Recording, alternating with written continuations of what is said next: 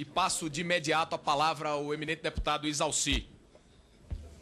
Senhor presidente, senhoras parlamentares, senhor ministro, em primeiro lugar eu quero dizer que sou da base de governo, do PR, do Distrito Federal, conheço bem aqui o Distrito Federal, conheço bem algumas entidades e também alguns personagens desse modelo do segundo tempo. Primeiro quero parabenizar a Vossa Excelência de estar aqui hoje nessa audiência pública, diferentemente do governador do Distrito Federal, que nunca teve coragem de falar sobre esse tema. E quero dizer, senhor ministro, que está aqui no jornal O Globo de hoje, uma nota oficial do governador Agnello foi localizado e disse que não conhece João Dias, que não tem nenhuma relação com ele. Eu diria que o governador não é amigo dele, o governador é irmão, é quase irmão. O maior cabo eleitoral do governador dos últimos anos, João Dias. Agora, o que vou falar, senhor ministro, é sobre fatos. Eu sou contador, sou auditor, então fiz um requerimento para o Ministério do Esporte sobre as entidades do DF. Das 20 entidades que solicitei, recebi a resposta, 12 foram, a prestação de conta foram rejeitadas, reprovadas, 3 não foram apresentadas, 2 aprovadas parcialmente, 1 aprovada com ressalva, 1 está em análise e 1 aprovada. Das 20, 1 foi aprovada. E dessas entidades relacionadas, eu ainda não recebi, porque agora eu pedi a cópia da prestação de conta. Devo estar recebendo agora no final do mês, porque há um processo burocrático com relação a isso. Mas, como auditor contador, fui à internet, fui no Tribunal de Contas, fui na CGU e localizei alguns processos. E vou citar alguns. Tem aqui uma ação do Ministério Público contra o Instituto de Tecnologia Aplicada Novo Horizonte, de ressarcimento com relação a isso aqui. O que me estranhou nessa peça do Ministério Público, tá, o ressarcimento, primeiro, essa entidade, Instituto Novo Horizonte, e por isso que eu fiz questão de pedir à presidência ontem, e achei que hoje seria atendido, eu preparei, e o ministro sugeriu isso ontem na entrevista, que todos devessem olhar o que foi divulgado na mídia nos últimos anos, principalmente na época da campanha. Eu tenho aqui 4 depoimentos, mas 2 fundamentais, do senhor Geraldo e o senhor Micael.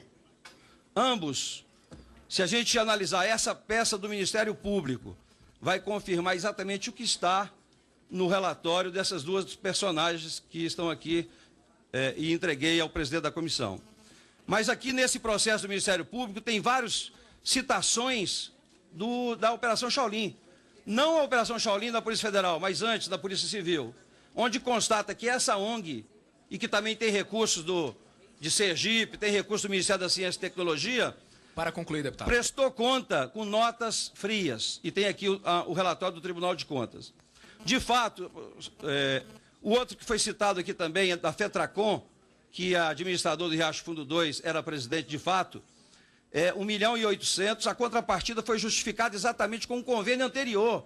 Tem um convênio de 267 mil de 2004, que foi oferecido como contrapartida para justificar o de 2005.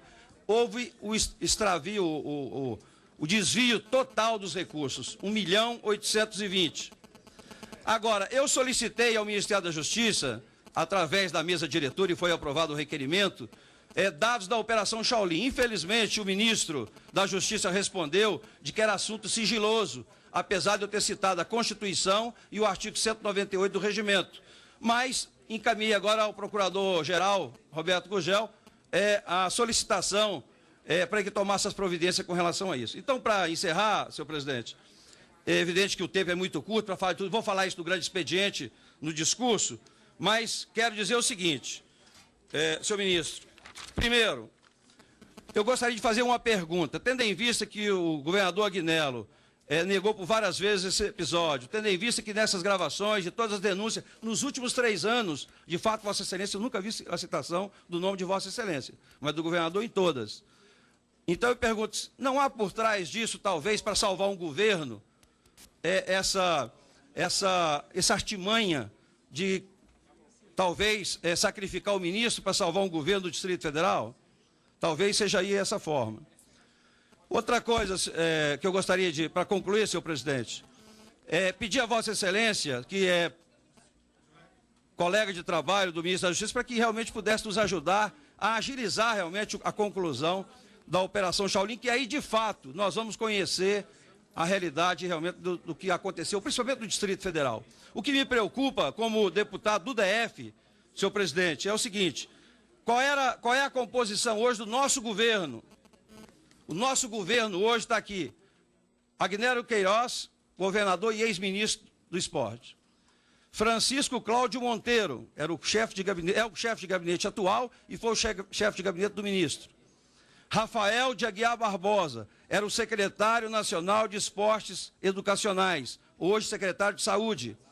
Henrique Voig Figueiredo, é o AG hoje, era o AG na época, era o coordenador geral de convênios do Ministério, e hoje era o AG da Secretaria de Saúde, que foi demitido por denúncia e agora está na Secretaria da Criança e do Adolescente.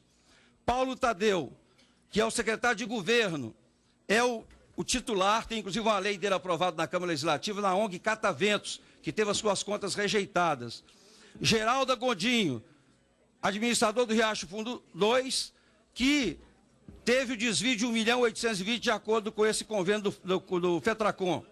E Vera Lúcia Coelho Medeiros, que está na ouvidoria de transparência, que é exatamente irmão do diretor da ONG Novo Horizonte, que foi citado pelo Ministério Público. Tem outros, Marlene Vieira da Silva e outros.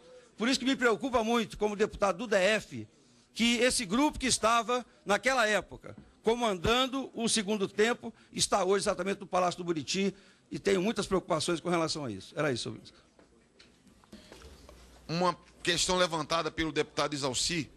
O deputado Isalci levantou uma série de questionamentos, na verdade, uma análise que fez quanto à rejeição de contas da maioria dos convênios assinados com entidades do Distrito Federal. Primeiro, deputado, quero dizer que há dois convênios em vigência no Distrito Federal com entidades privadas que devem ter seu prazo de validade expirado até o final do ano.